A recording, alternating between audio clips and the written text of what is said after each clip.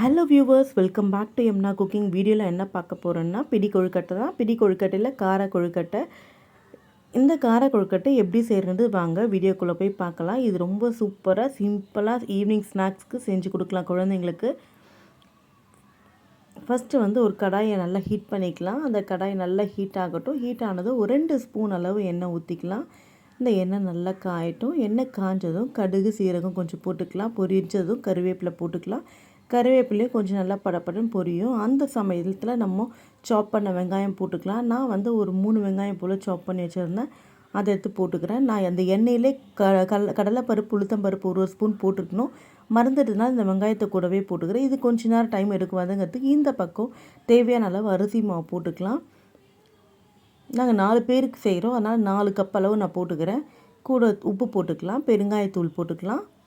இப்போ நல்லா வதங்கிச்சு பார்த்திங்களா? அந்த வதங்கினதை எடுத்து இந்த பவுலில் ட்ரான்ஸ்ஃபர் பண்ணிக்கலாம்.